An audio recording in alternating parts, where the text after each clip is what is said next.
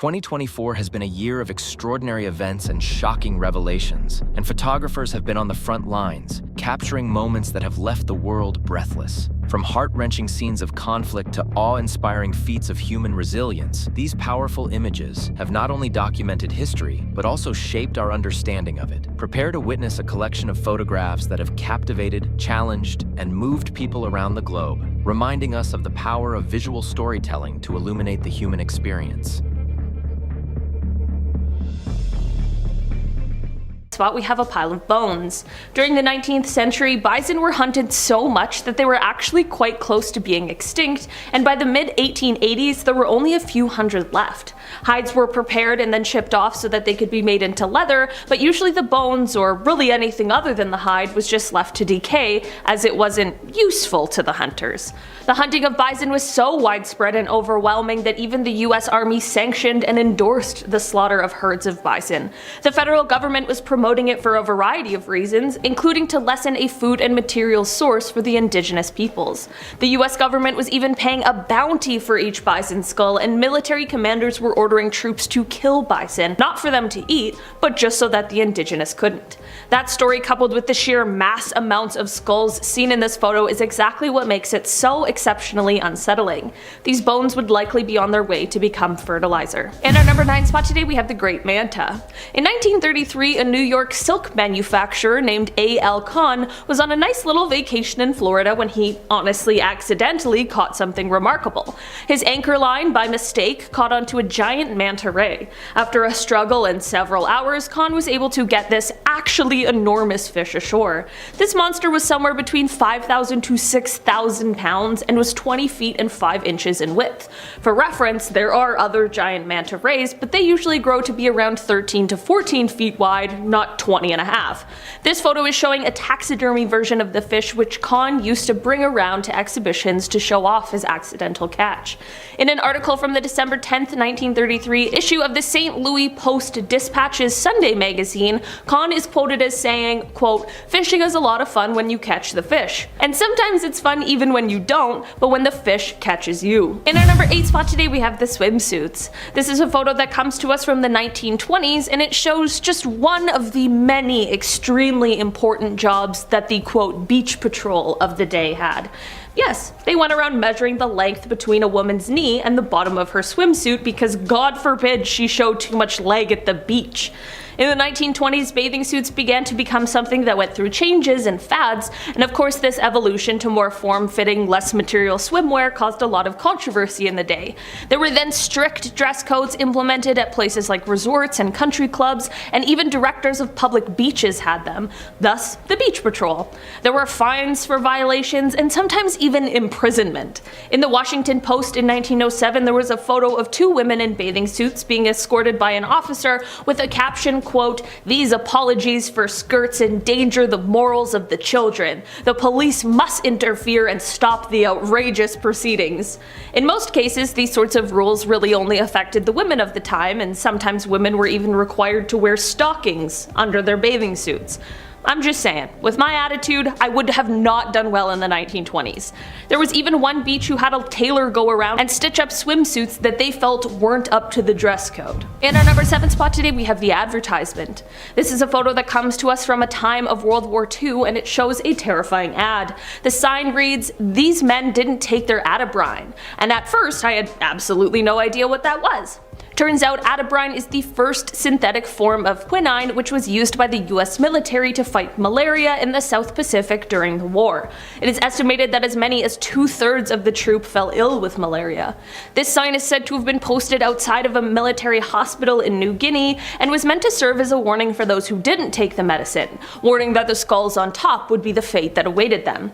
Perhaps a little dark, but creative and likely effective nonetheless. At the very least, the ad is quite clear. In our number 6 spot today, we have the Ferris wheel of hate. This is a photo that, honestly, I don't even know what to say about it. It's gross, it's weird, it's upsetting, and it's honestly just so stupid. For a long time this photo went under the radar as the photographer who took it didn't share it with the paper, but when it resurfaced 65 years later, it spread like wildfire, and for a lot different reasons than it would have back then, thankfully, but it also reveals some of those blind spots in history that we have. This photo comes from April of 1926 and it shows some members of the KKK just enjoying a day at an amusement park with many of them on a Ferris wheel. I wish this was one of those times where something went horribly wrong and the whole thing came crashing down, but unfortunately that likely isn't what happened on this day, and now we just have this relic that shows us the insane power and influence that this hate group had during this time. While this photo is very dark, it's an important part of history to remember. Also, before we move on, let's just take a second to talk about how stupid they all look. Like, we gotta wear our little matching outfits to the Ferris wheel. In our number 5 spot today, we have early plastic surgery. This photo, well, rather these two photos side by side, show a man named Walter Yeo, and he was the first person to receive the, at the time advanced, plastic surgery procedure called the skin flap. Sounds disgusting. He received this procedure in 1917, and at the time, since it was so advanced, it was only used for very serious things, like for someone who was wounded in battle, which is exactly what had happened to Walter. He was a soldier in the Battle of Jutland during the First World War. Walter was actually a sailor, and he was manning the guns aboard the HMS Warspite, and while doing this, he sustained facial injuries that included the loss of his upper and lower eyelids. In the end, he needed a couple more operations, but he was even able to return to service for a little while before being medically discharged. After this, he lived his life until he reached the age of 70 years old. In our number 4 spot today, we have the Hindenburg. This is a photo that was taken during what is now known as the Hindenburg disaster. It is commonly known that blimps, or these kinds of floating airships, use helium in them to float through the air, and it's important to note that this helium isn't the choice because it's the only option, but rather it's one of the safest options because it isn't extremely volatile. Because of a US ban on the exportation of helium at the time, i.e. the Helium Control Act of 1925, although the Hindenburg was designed to use helium, because of a lack of it available, on the day of the Hindenburg disaster, the much more flammable hydrogen was used instead. This led to a complete disaster. When the Hindenburg floated off on May 6, 1937, it disastrously caught fire during its flight with 97 people on board. Sadly, due to the fire, there were 35 casualties on board the flight that day. It is an absolutely horrendous situation, but it does teach us all a very valuable lesson. In our number 3 spot today, we have the Falls. This is a photo of Annie Edison Taylor when she was 63 years old in 1901. The barrel she is posing beside is the one that she sealed herself up inside of to then become the first person to survive a trip over Niagara Falls. Why did she do this? Well, for money, of course.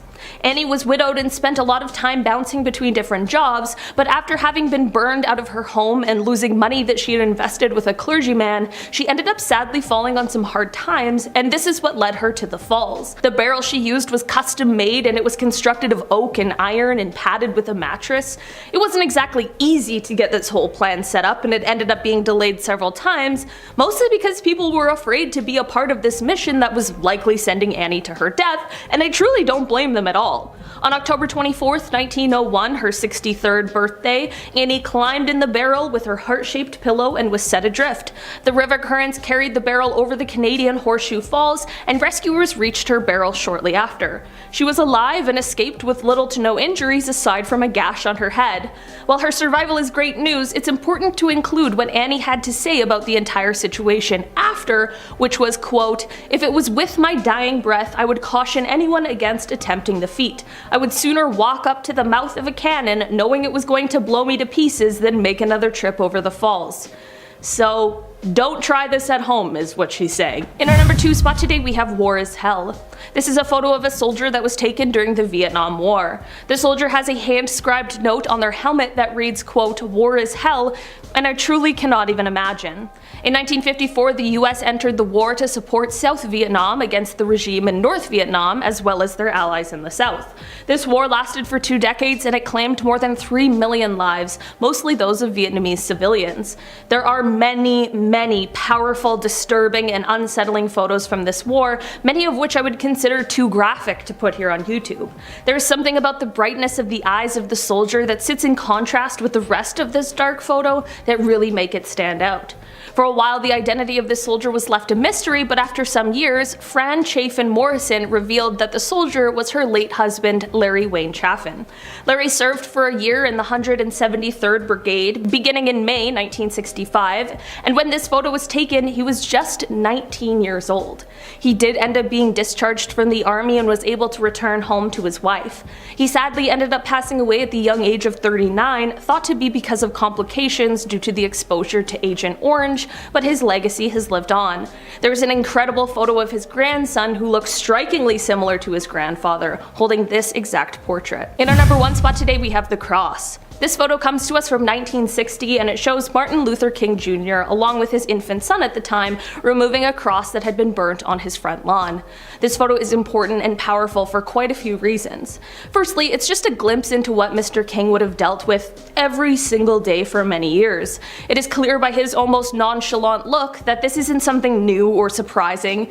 It's also important to note, however, that this look isn't one of acceptance or content, or of someone who is unbothered, but instead it's the look of someone who continually chooses to rise above, someone who chooses to remain calm and cool in the face of adversity, the leader of a movement. As a Reddit user, 1945 Best Year put so well, quote, "Here he's a father, a man with a family whose lives are being threatened. He isn't hysterical or obviously afraid, and his towering figure literally rooting out the undesirable foe has been done in any number of war propaganda posters, but he's still sympathetic. He deserves the security of knowing that home will be safe for his children like anybody else." Number 10, the tonsil guillotine. I got my tonsils taken out when I was younger. I have no idea why. Everyone else has theirs, apparently, in the office, but comment down below if you still have your tonsils, because now I want to know, what's the ratio? Are you looking to get rid of your tonsils with one swift click? Oh boy, if this were the 1860s, the tonsil guillotine would have been your first and, well, your only option. And yes, it's as bad as it sounds. The tonsil guillotine. Oh, here we go. It looks like that one pair of tongs under the barbecue that nobody wants to use. Like that rusty surgical pair of tongs. They're like, ew, what's that? This rusty surgical instrument was essentially a pair of tongs, but on the inside, there was a curved blade that was placed around the tonsil, and then it was closed with one little click, cutting the tissue. Ideally cutting the tissue off easily. The tonsil guillotine was a controversial tool, obviously. It was often used without anesthesia and had a high risk of complications such as excessive bleeding, infection, and damage to surrounding tissue. Because yeah, obviously, our old rusty tool from the 8th century. Yeah, a rusty tool from the Victorian era. I'm like, yeah, don't put this in your mouth, please. As more modern surgical techniques and, of course, anesthetics became available, the use of the tonsil guillotine declined. Thank all of the gods for that. It's no longer used in modern medical practice. Oh, that's horrible. How do they do it when you're younger? I guess they just kind of, well, scissors, I guess. It's not better. It's definitely not better. Number 9, before and after. We'll do a palate cleanser after that last one because, well, that's grossed me out. There we go. This next one here, this is the photo of the first ever heart transplant survivor. Pretty amazing. You've probably seen it. Hopefully not, but maybe. Tadeusz is holding the photo of a lifetime here. National Geographic named it the photo of the year in 1987. Probably a photo of every year, to be honest with you. In the photo, we have Dr. Religa watching his patients just moments after completing the first ever heart transplant surgery in Poland, which took 23 hours. Yeah, in the lower right corner, one of his colleagues actually fell asleep right after the surgery. It was exhausting. I couldn't even imagine. Even though the surgery was considered almost impossible at the time, they somehow did it. Dr. Religa took the chances and the patient survived. The patient actually outlived his savior, which is incredible. Honestly, if you're a doctor or nurse or anything out there, like, whoo! Shout out to all the doctors out there. Y'all are crazy. Number 8, cataract surgery. Mr. Beast, I don't know, he's saving everyone's eyes. He made everyone unblind. I didn't even know that's possible. Cataract surgery is one of the oldest surgeries in the book, and well, rather in the painting, I should say. It was found in a tomb in ancient Egypt. It was a painting of what is surely the oldest recorded eye surgery, and it doesn't look comfortable. The painting does not look like it was a relaxing time back then. Definitely not. Scientists are able to make this conclusion due to the length of the tool that this doctor is holding. They believe this was a method called couching. Yeah, we're gonna couch your eye. The guy's like, what? What's about to happen? It's gonna be so bad, isn't it? The needle here would push the cloudy lens to the bottom of the eye, ideally fixing their vision. It's much better looking on Reddit than how I'm describing it here with this old tool. The oldest tools found in Egypt tell us that 4,000 years ago, this was the first time that it had been done. But afterwards, evidence of couching was found all over the world. It wasn't until 1747 until Jacques Daviel, doctor in France, he performed the first ever cataract extraction surgery in a modern sense, without the big scary Egyptian needle, you know, without that one. Number 7, stitches. I'm totally gonna jinx myself, but I've never broken a bone or required stitches in my life. Yeah, knock on wood. I'm on high alert all the time. That's pretty much my life. Many of my friends have gotten stitches in their lifetime. It's pretty common. Maybe odds are you've had them as well. But going back to 3000 BC, you know, ancient literature times, stitches were a little bit different. They were made from plants like hemp, cotton, or sometimes animal tendons. Animal arteries, catgut was common. That was thread made of sheep intestines. Very fun, very gooey, going through your arms. One of the craziest ways of closing a wound back then, believe it or not, was by using ants, or an ant's head rather. Leafcutter ants or army ants would be held against this opening, and you'd wait for a little bit until this ant bit down. Now once it does so, you would remove the body. So, yeah, sorry ant, didn't really work out this time, but we'll keep your head for now. And the head of the ant would be stuck biting on your cut, staying there until it heals. Yeah, imagine Ant-Man shows up to save the day, he just has a pocket full of these army ants. Not what I was expecting at all. Number 6, transplantation. Blood transfusion's one thing, but how the hell did we figure out transplants, right? That's some next level stuff. Who was the first guy to try that? The first successful one was back in 1954. It was in Boston at the Peter Bent Brigham Hospital. That was like a surgical procedure. The first successful one by any means came around 1000 BC. An Indian surgeon, Samhita, had written down details on how to transplant tissue from one area of the body to repair nose injuries. So yeah, if you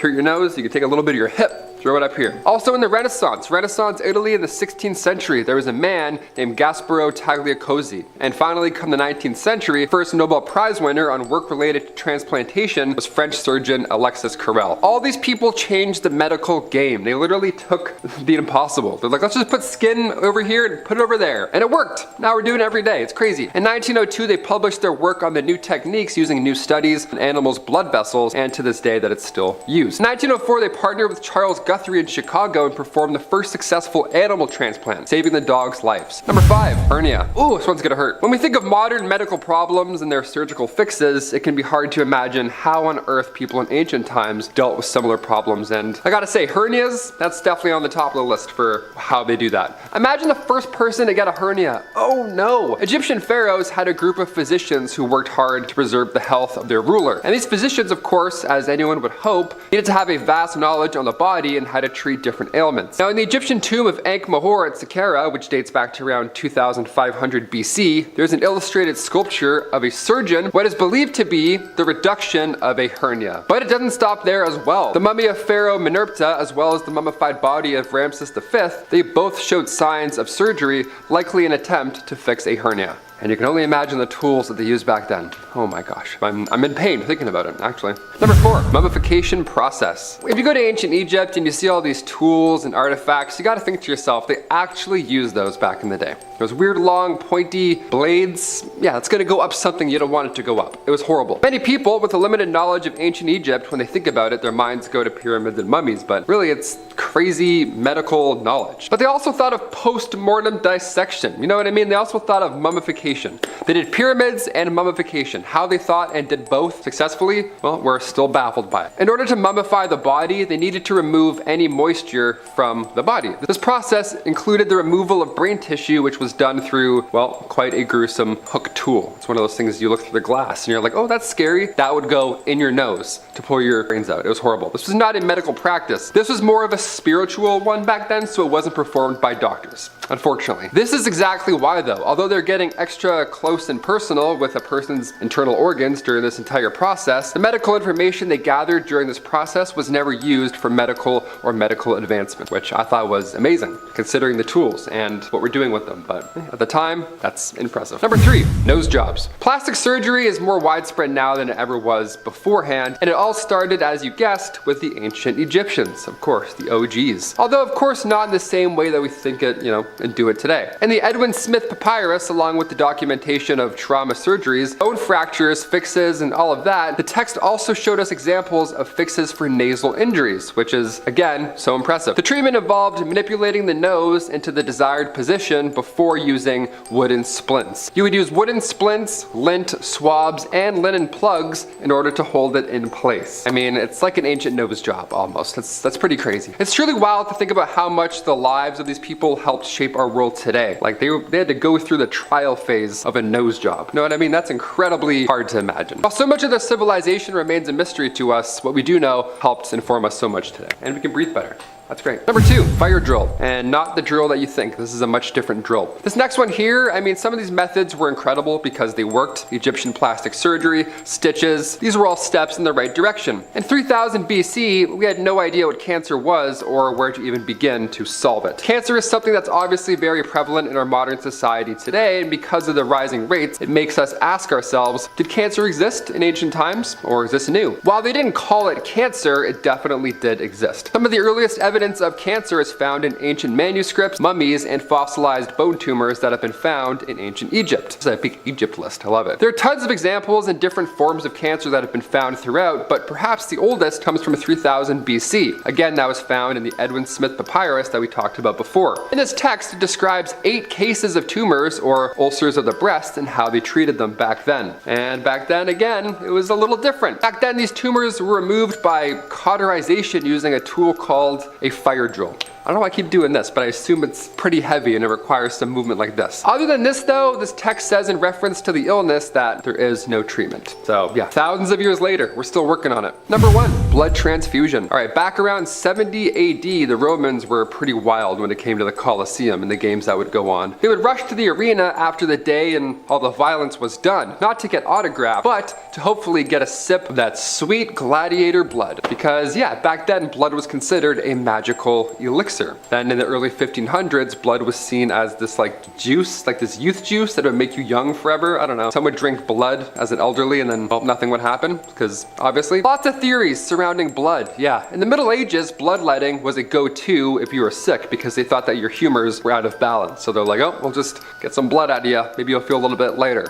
Yeah, wasn't a great plan. In 1628, blood circulation was discovered by a man named William Harvey. That changed the game, of course. Now the idea of something going into your bloodstream, that was in the picture, hypothetically, almost. So we started to test this out on canines. Scientists were injecting them with different substances, and slowly but surely, that turned into our modern day blood transfusion between canines, and then eventually people. So this back in the 1660s, yeah, that's how early we started injecting things. Feels like a while ago, but it really wasn't when you think of ancient Egyptian nose jobs. You're like, oh, there's a big gap here in the medical knowledge world. And we're starting off with this photograph of the types of cells that were used to house supposed witches during the Salem witch trials. The Salem witch trials were a very dark and infamous chapter in American history that unfolded in the late 17th century. Taking place in Salem, Massachusetts, the trials were fueled by a climate of fear, superstition, and religious fervor. Accusations of witchcraft spread like wildfire, just tearing apart families and communities. It all began when a group of young girls claimed to be afflicted by strange ailments and started pointing fingers at certain individuals as the source of their suffering, all of which were kind of outcasts in the community. And these accusations quickly snowballed. It led to mass hysteria and just a frenzy of trials. The accused were subjected to flawed and biased legal proceedings. Evidence and confessions were obtained under duress and were deemed admissible, and 19 innocent people were ultimately convicted and put to death. Historical documents and illustrations related to the Salem witch trials were often concealed by authorities, seeking to downplay the events and distance themselves from the mass hysteria that was going on at the time. At number 9, we have Pope Pius XII's secret wartime documents. These documents, which were previously hidden within the Vatican's secret archives, were released in 2020, and they reveal some pretty intriguing stuff about the Vatican during World War II and the Pope's relationship with the leader of the Third Reich. These documents, spanning loads of pages, give us a peek behind the curtain, if you will, of Pope Pius's actions during one of the darkest times in history. People were hoping for some concrete answers about the Pope's stance during this time, but it turns out it's a bit of a mixed bag.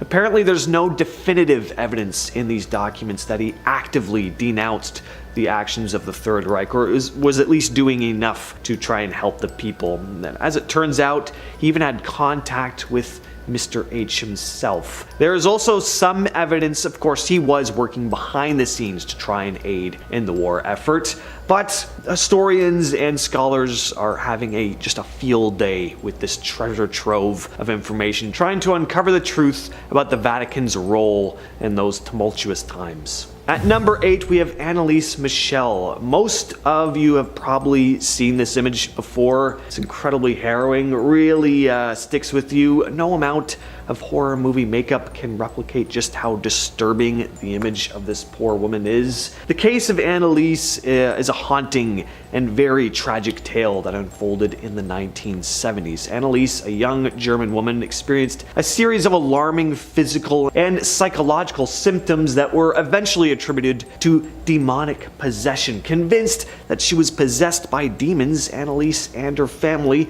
sought help from both medical professionals and the Catholic Church. Unfortunately, her pleas for assistance were met with a blend of misguided religious fervor and a lack of appropriate medical intervention. Anneliese's condition just deteriorated rapidly, and she endured months of grueling exorcism rituals performed by 2 priests. The sessions were physically and mentally tortuous, with Anneliese being subjected to restraints, being denied food, and enduring countless hours of psychological torment. Although there are also stories about her even outright denying food herself, so there was definitely stuff going on here within her brain that just wasn't being properly diagnosed. Throughout this chain of sad events, Anneliese's health worsened. She became emaciated and weakened.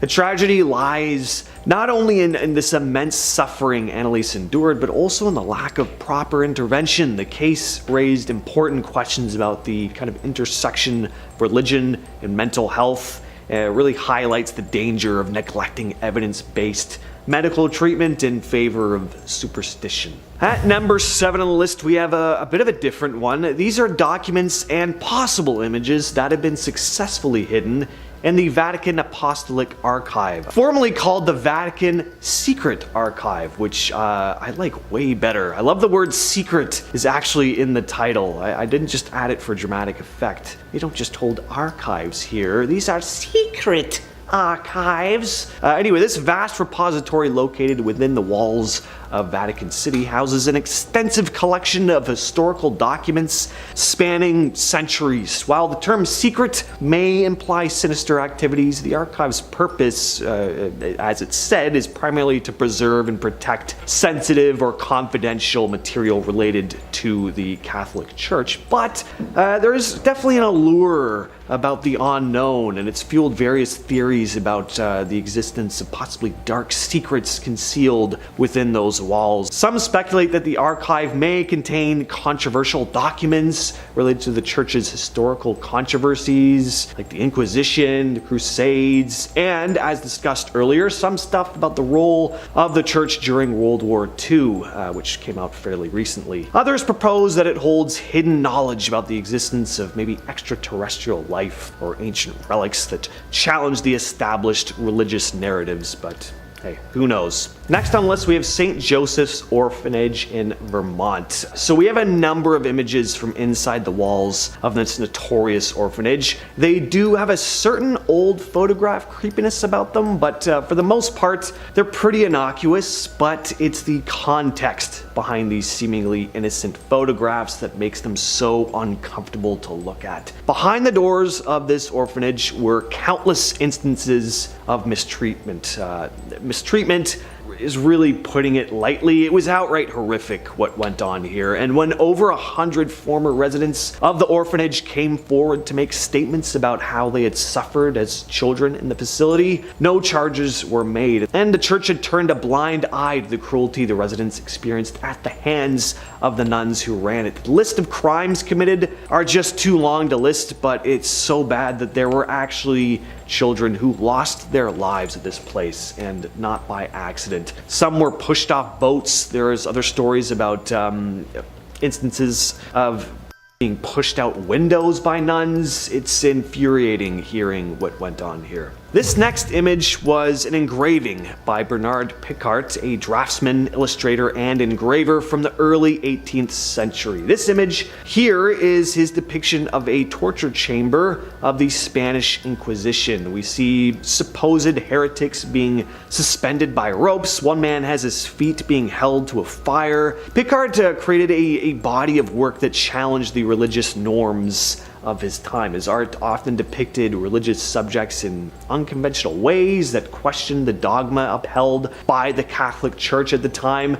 Picart's approach was met with disapproval a lot of the time and condemnation from the Church, who considered his interpretations as blasphemous or heretical. But his willingness to depict religious figures and stories in a critical light led to his work being looked down upon and criticized by the Church. Up next, we have this image. This is Dennis Rader, someone who upstanding members of the Christian faith would not be proud to learn that he is indeed a believer. Dennis Rader was a notorious American serial killer who terrorized the community of Wichita, Kansas from 1974 to 1991. What made Rader's case particularly chilling was the stark contrast between his heinous crimes and his seemingly normal everyday life. At the time of his arrest in 2005, it was revealed that Rader had served as a church leader, contributing to his image as this upstanding member of society. He was an active member of the Lutheran Church, holding positions such as president of the church council and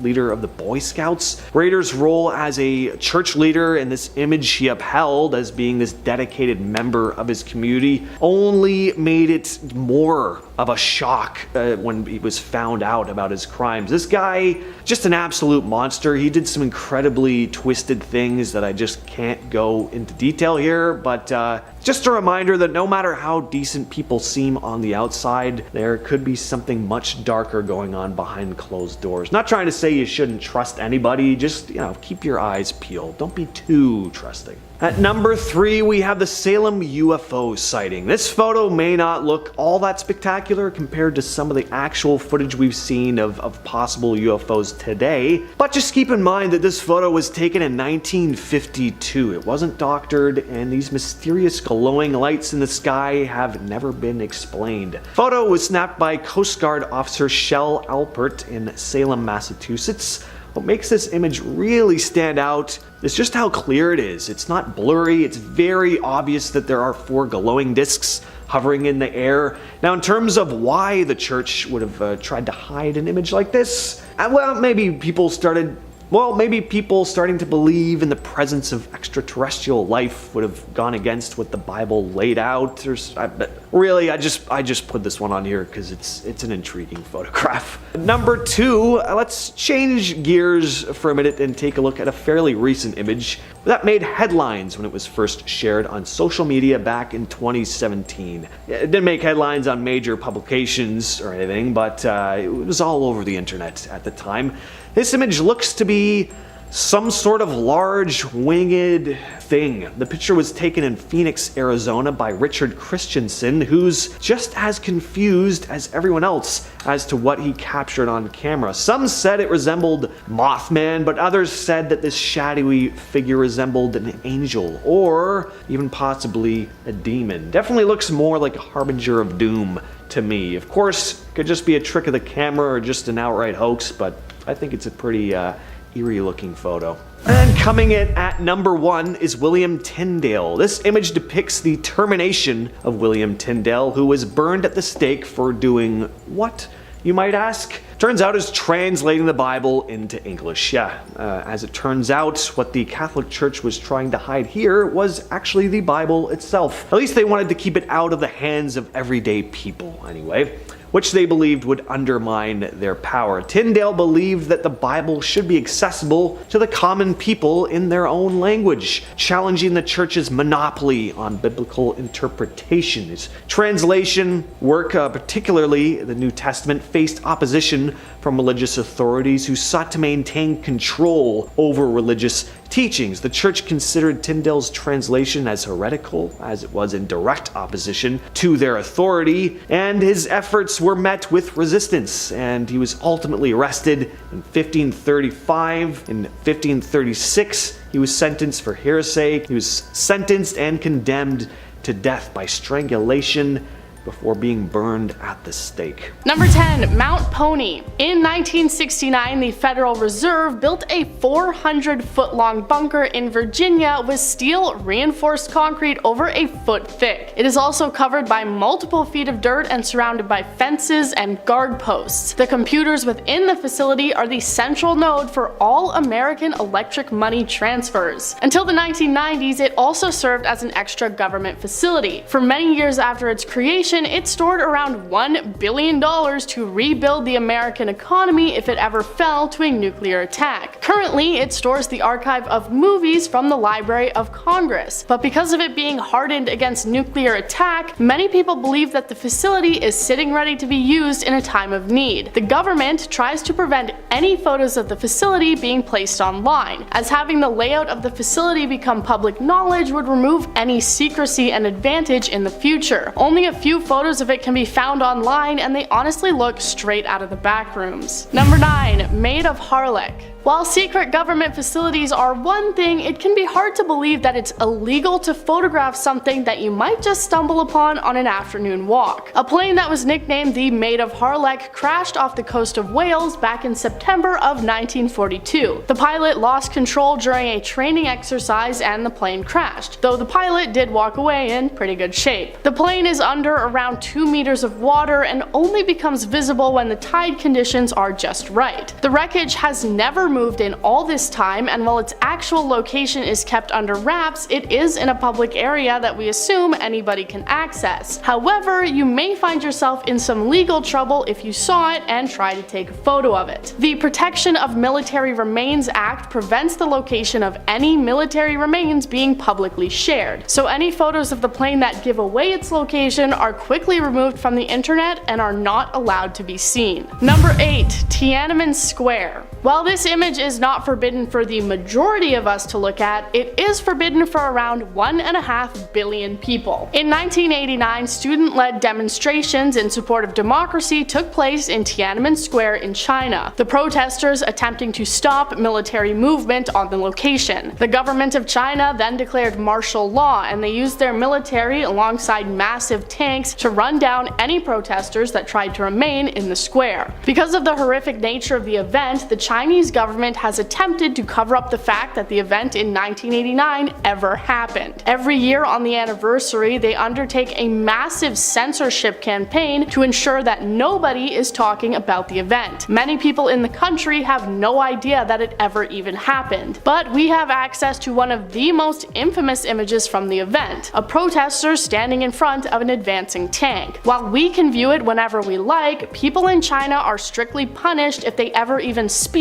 of what happened. Number 7. North Korea. Similarly to the censorship that takes place in China, North Korea often covers up the reality of what goes on in their country. But while they do hide it from their own citizens, they also hide it from any outsiders who may try to get a peek at how the country operates. Information going in and out of the country is strictly controlled to maintain their image, so if you ever want to visit, you'll probably have a pretty difficult time. Anyone who wants to enter the country must be accompanied by an escort, and you are only allowed to see pre-approved parts of the country, which are typically staged in order to look much better than the reality. While you may be allowed to photograph these areas, photographs of anything else will be destroyed and could land you in pretty serious trouble. The main thing they want to avoid anyone seeing is the major poverty in the country, with most families actually undertaking very hard labor labor jobs. There are also other rules like how you are not allowed to photograph a statue from behind. So if you do manage to get one of these pictures, you're very lucky and very brave. Number 6. Iranian missile launch. One of the main things that governments all across the world like to cover up is their military power. They don't want you to know just how much power they're packing until it's already too late. In 2019, the Iranian government was conducting a missile test launch that went terribly wrong. It resulted in a large explosion that destroyed the whole facility they were operating out of. This occurred when tensions between Iran and the rest of the world were at an all-time high. So Donald Trump, of course, tweeted out a satellite image of the testing site. While it may seem like a normal picture, the United States military became furious and wished that the photo had never been released. This is because of just how clear it is. They didn't want people knowing the extent of just how powerful their satellite cameras are. From the image alone, people were able to find out the location and name of the satellite that took the photo. The government attempted to redact the image and prevent any more people from seeing it, but it was on Twitter and it was already too late. Number 5. Area 51. Area 51, the infamous government base in Nevada, was not even publicly confirmed by the government to exist until 2013. Honestly, way more recently than I thought it was. They stated that it was a military testing site, but a majority of the public believe that it's home to aliens and all evidence thereof. Because of the maintained secrecy surrounding the base, you are not allowed to fly in their airspace, and any pictures of the facility are pretty strictly prohibited. However, in 2020, one pilot managed to lie their way into getting the most up-close and clear footage of the facility like ever. In 2020, the private pilot named Gabriel managed to gain access to restricted airspace by telling them he just wanted to continue his quick route to the airport, them not knowing he was equipped with his GoPro to capture footage of the secret facility. He states how he didn't see any activity around the base, but we are fortunate enough to have the images that show even more of the base's layout, while the government is probably not too happy about the fact that this footage even exists. Number 4. Ai Arnagari. It is a military base in Greece that they seem fully determined to cover up and prevent anyone from knowing anything about it. While you can use Google Earth to see an aerial image of just about anywhere on the planet, there are a few areas that are blurred from your view, and this military base is one of them. It's located in central Athens, and while you can see the building that surrounds it, the full complex is completely pixelated and blurred out. Basically, all images and information about the facility is kept under wraps by the government. Some people believe that it's a military training facility for new recruits, but could also be their military command headquarters. Photos from ground level or of anyone entering or exiting the facility are strictly prohibited. Number 3. Pine Gap. The United States government has multiple facilities that are used for collecting and storing secret intelligence. The Pentagon is probably the most well-known one. However, how publicly known the Pentagon is could be on purpose to distract from the other intelligence facilities that they're trying to hide from the public. One lesser-known one is the Pine Gap surveillance facility that is located in Australia, a crucial base for the United States surveillance of Asia. Because of its importance, they do everything they can to prevent any images of the base making it into public hands. This is because they don't want any information of its layout, operations, or abilities to be known by enemy states and the people that they are collecting information on. Unfortunately for them, it is still possible for the public to actually get pretty close to it, so there are a few images that can be found of the outside. Number 2. X-37 space plane. The United States military is constantly testing and experimenting with new things, and one of the main things that they have tried to improve in the past is military air travel. Obviously, they wouldn't want any information about these new things to get leaked, with the fear it may end up in enemy hands. One of their most secretive designs ever was the X-37 space plane, and it landed at the Kennedy Space Center in Florida, the government attempting to prevent any images of this event being leaked. It's an autonomously piloted space plane and was landing there after completing a 2-year mission in orbit, 2 of them apparently being in service. While we do have pictures of what it looks like, its purpose and what technology and capabilities it has remains under wraps. Because of how secretive the government has been with this potential new spy plane, the images that we do have of it are pretty rare, and they're not too happy about the fact that we have them. Number 1. Leaked military hardware. The The United States government aren't the only ones who have had leaks of experimental military equipment. The Chinese military also had a similar situation occur, except they accidentally leaked it all on their own. In their magazine titled Modern Ships, they included an image of the new H-6N bomber. While it was purposeful to show off the ship, they didn't intend to show off the new design of the large projectile attached to the bottom of it, experts believing it was built to help with China's territory disputes. As soon as they realized what they'd done, the publishers retracted the image, but it was too late and it was already out there. So they tried to claim it was a computer-generated error, but more pictures leaked online of the actual jet in operation, matching the image in the magazine. The images hit the internet and they lost all hopes of trying to cover it up. In our number 10 spot, we have the Moco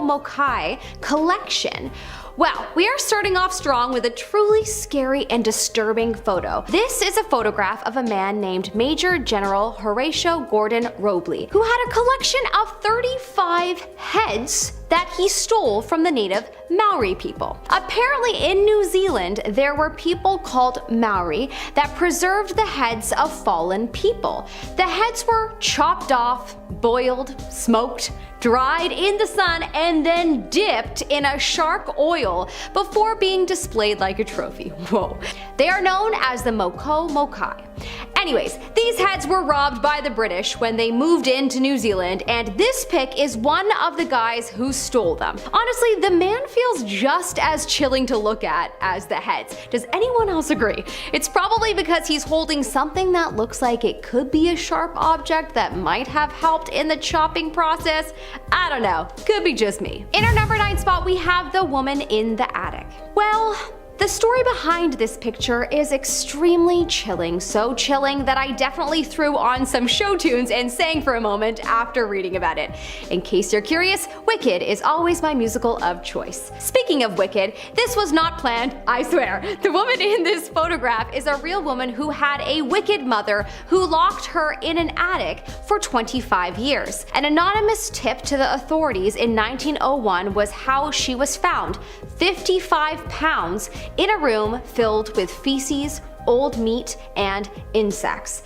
Thankfully, she was okay health-wise, but mentally, as you can expect, not so much. This is a photo of her and how she was found. Truly horrible to see.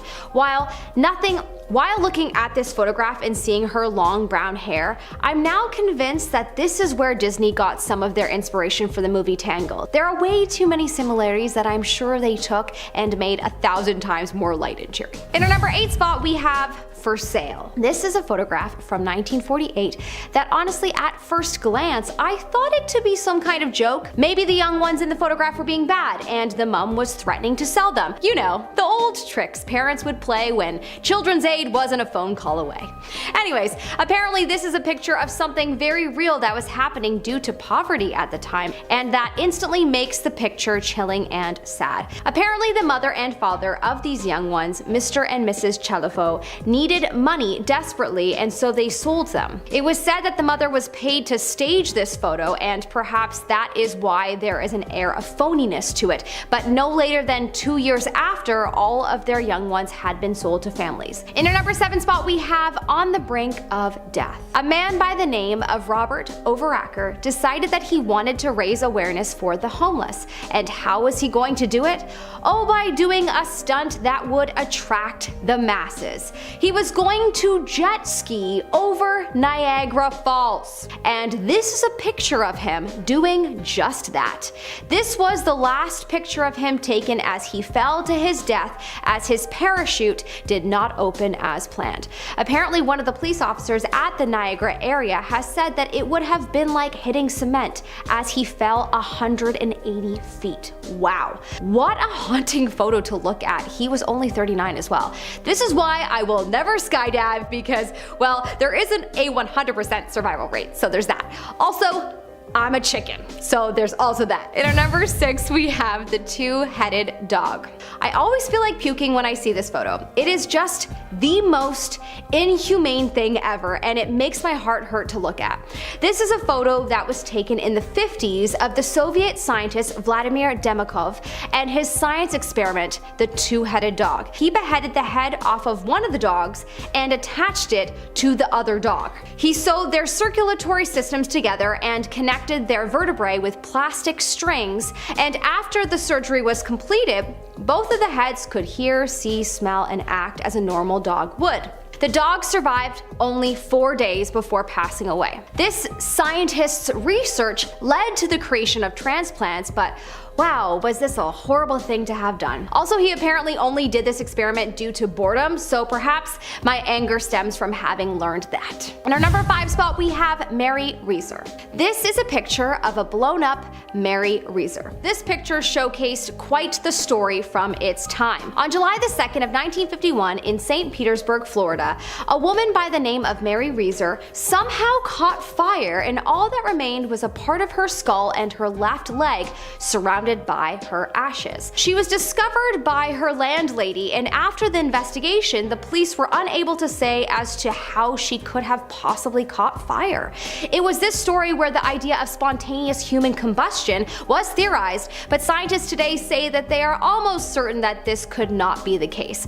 But what is weird is that most of her house was largely devoid of fire damage, so it makes no sense. I suppose we shall never know, and this picture will continue to scare us till the end of time. In our number 4 spot, we have the truck stop killer. In the 70s, there was a killer by the name of Robert Ben Rhodes who would pick up while he was driving his commercial truck across America, and then he would kill them. He was suspected to have taken the life of over 50 women. Anyways, when he was finally caught, a picture of a named Regina K. Walters was found along with many other photos of women inside Robert's home. This photo is believed to be taken right before he killed Regina. Man, oh man, how horrible. This is quite chilling to look at. Sometimes I'm so surprised when evidence like this is leaked to the public. This must have been haunting for her family and friends to see. In our number 3 spot, we have the Radium Girls. This is another chilling photo of a girl that was a part of the Radium Girls, which were a number of women known for working at factories in the 20s where they were exposed to so much radium that they actually would come home glowing in the dark. Unfortunately, the prolonged exposure caused them to have a series of problems, such as their jaws began to swell up and fell off, their vertebrae would collapse, and eventually they passed of cancer. So knowing that this is a pic of one of those women makes this picture so much worse than it looks. However, it does already look like a scary picture of a woman in pain. Pretty scary to think about the amount of people working in factories today or working with technology that might bring about future death that we haven't been able to predict yet. In our number 2 spot, we have Anneliese Michel. Yeah, this picture will definitely give you the heebie-jeebies even without knowing the backstory. But what if I told you that this is a pic of a woman that was believed to be possessed by the devil? Yeah, this photo just got 100 times scarier, didn't it? Yeah, well, this is a photo of a young lady by the name of Anneliese, and she was a pretty devout Catholic German and grew up in the 60s. She was completely normal until she suddenly started hallucinating, eating spiders, routinely convulsing, and just drinking her own urine. She claimed that the devil was possessing her, and she would later go on to have 67 exorcisms. Nothing worked, and she ended up passing away from malnutrition at the age of 23. Her tale is what inspired the movie The Exorcism of Emily Rose. Yep, deeply chilling. In our number 1 spot, we have the Pioneer's Defense. Save the best for last. This is probably one of the creepiest photos that I have ever seen. This is a historical image taken by the Russian photographer Viktor Bula in 1937. If it isn't creepy enough without the explanation, here's the explanation. These are people that were part of a Soviet youth group called the Young Pioneers, and they are wearing gas masks because they were in the middle of a military preparation drill, as this was during a time when Joseph Stalin was the dictator and no one knew if death was around the corner. Yikes. Sometimes I am so thankful to be alive right now. Even though it does seem as if we're going through a bit of a mental war in this day and age, a physical war is way scary to think about being a part of. Coming in at number 9, remains of an astronaut. Infamously known as the man who fell from space, Vladimir Komarov was a famous Russian astronaut, or cosmonaut as they were called, during the Cold War space race. In 1967, he embarked on a crazy mission that, although he was completely trained to complete, was ultimately rushed. Allegedly, the spacecraft had a multitude of structural issues, and despite engineers warning the Soviet officials that the craft was not ready, they continued with the mission as planned. So Vladimir took off and made his way up into the eternity of space, and even executed 16 orbits around Earth. But along the line, something went awry with his mission, so he was instructed to make his way back down to Earth. However, things went south upon trying to re-enter the Earth's atmosphere when his parachute would not engage, and Vladimir plummeted back towards the Earth, crashing in a horrific explosion. Rumor has it that while he was plummeting to his fate, he was screaming at the Soviets for forcing him to do this mission. All that remained of him is what you see here. Next up at number 8, radium girls. After its discovery in 1898, radium quickly became one of the hottest things on the market. By 1914, the United States Radium Corporation began developing a special glow-in-the-dark paint using radium, which was mainly used for watches they would send off to soldiers during the war. However, the corruption began after they started hiring young female workers to use said paint to make these radium dials, but despite having an understanding of the harm it could inflict, they did nothing to warn these women, nor did they provide them physical protection from the substance. In fact, they actually assured them that the paint was harmless, and more so, instructed the women to make a point out of the brushes with their lips to keep the fine tip for the watches. So the women in each facility began unknowingly ingesting copious amounts of radium, and the process became known as lip dip paint. And some of the girls even began to paint their fingernails, face, and teeth with the stuff, as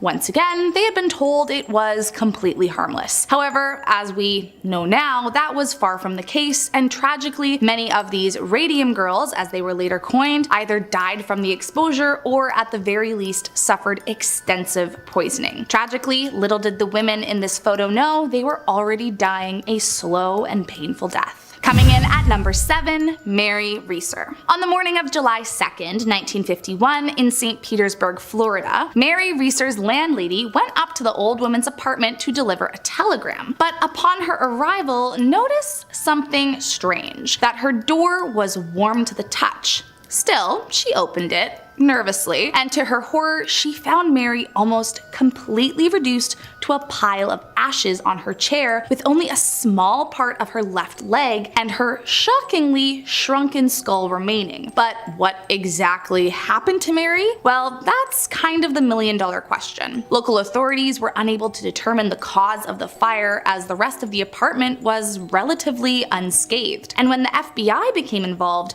they determined Mary had essentially gone up in flames like the wick of a candle, while her own body fat fed the flame. But still, the question of how the fire started in the first place remained unanswered. Often referred to as the Cinder Lady, there was a theory at the time that Mary suffered spontaneous human combustion, but whatever it was that happened certainly left a terrifying crime scene. Coming in at number 6, 19th century cure for mental illness. Over the years, there have been countless terrible ideas related to the cure for mental illness. In the early to mid 1900s, for example, the lobotomy was a popular method to fix the issue. At other points in time, they believed removing a part of the skull could do the trick. Prior to this, it was common practice to generate a near-death incident like drowning, while of course back before the idea of depression or other mental illnesses were truly understood as a concept, it was believed to be a demon, and a good old exorcism was the way to go. However, there is one practice I had never even heard of until I saw this photo from 1890. As you can see here, this photo shows a woman being held up in a sort of crucifix pose and forced to face a wall. And after doing a bit of deep diving, it turns out this was a pretty standard practice in mental institutions in the 19th century. At the time, it was believed that this could cure what they referred to as insanity, although I don't know how how any of these people thought forcing someone to stand while being chained up and staring into nothingness was going to help them feel better. I mean, if I didn't know any better, I would think this was some kind of evil prisoner. Just goes to show how corrupt and cruel asylums were back in the day. Coming in at number 5, the last public guillotine. I don't know about you, but I am always shocked when I remember that the last public execution via guillotine was in 1939. It just feels so medieval that I can't believe there are people alive today who could have witnessed such a thing happen. The man facing his death was named Eugene Weidman, and to be fair,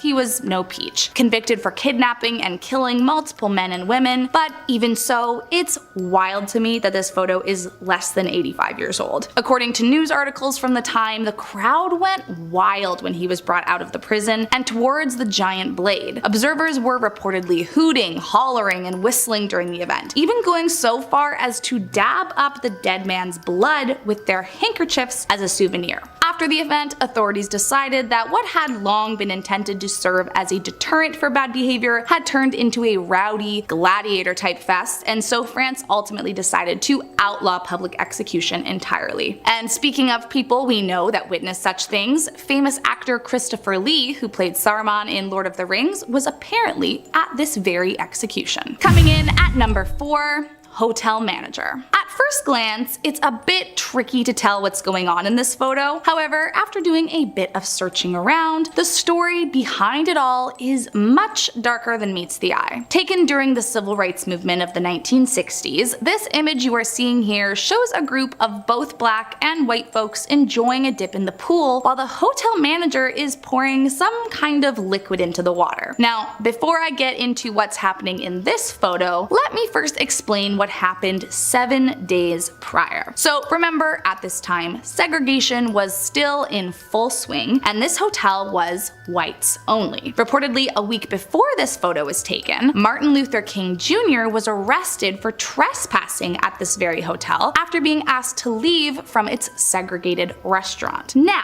there were some people staying at this hotel who, rightfully so, thought this was not okay, and so the white guests invited black people to join them in the pool as their guests in an attempt to protest the segregation of the facility. However, the manager, Jimmy Brock, was not a fan of this protest, and in this photo here, you'll see he's pouring a bottle of hydrochloric acid into the pool to scare away the swimmers. Again, just another thing to add to the long list of atrocities committed to people of color in our world. Coming in at number 3, Blanche Monnier. Born in 1849, Blanche Monnier was a well-respected French socialite from a conservative bourgeoisie family. Acclaimed for astounding beauty, by her early 20s there were plenty of suitors who fancied her hand, and by 1876, at the age of 27, she finally found a man who she wished to marry. However, the man in question, a penniless lawyer, was not to her mother's liking, and so in a fit of disapproval, her mother decided to lock her daughter in a tiny dark room in the attic of their home, where poor Blanche remained hidden from sunlight and humanity for the next 25 years of her life. Now, beyond the obviously awful parts about this decision, her mother spent the next 25 years claiming her daughter was missing, playing the victim of a mourning mother. Meanwhile, with the help of her son and Blanche's brother Marcel, let her daughter literally rot, starve, and go mad in isolation. That was until May of 1901, when the Paris Attorney General received an anonymous letter revealing the location and depravity of Madame Monnier's prisoner, and when the police arrived, they couldn't believe their eyes. As you can see in this photo, Blanche was in an unrecognizable state, covered in rotten food, her own feces, and weighing a mere 50 pounds. Police said the stench in that room was so vile they could barely stay long enough to get her out of there. In the end, Blanche was taken to live the rest of her life in a facility as she suffered extreme mental health disorders from the cruelties she experienced, though sadly justice was never really served. Her mother died shortly after she was found, and her brother was acquitted, as at the time, duty to rescue was not a part of the penal code. Coming in at number 2,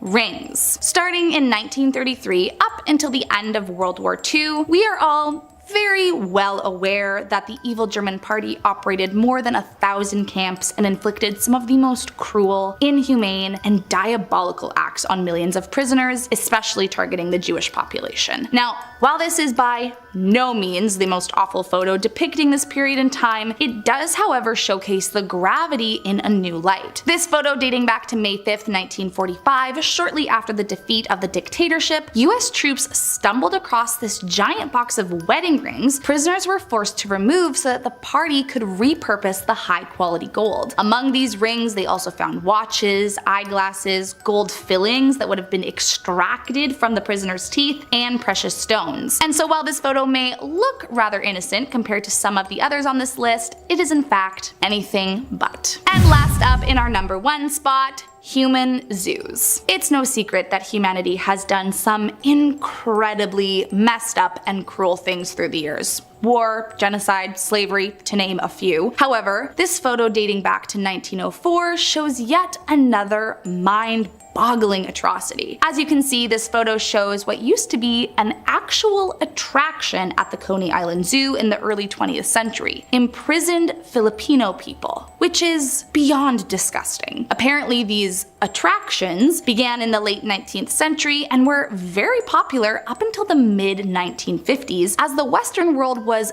desperate to see what at the time was viewed as a primitive and savage lifestyle. I know, it's gross. This one in particular was reportedly intended to show off the fact that the US had recently claimed the Philippines, and visitors would come by to watch the prisoners inside while throwing peanuts at them. Now, I should clarify, it was not just Coney Island doing this. Zoos containing captured indigenous peoples from Asian and African countries were very popular in other countries like France, England, Spain, Italy, as well as the United States. But either way, it's beyond revolting that this was a thing to begin with, let alone that it went on for so long. Want to see more videos like this one?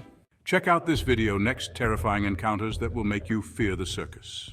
We have all the scariest clown-related content wrapped up into one video. Click the video now if you dare to be scared.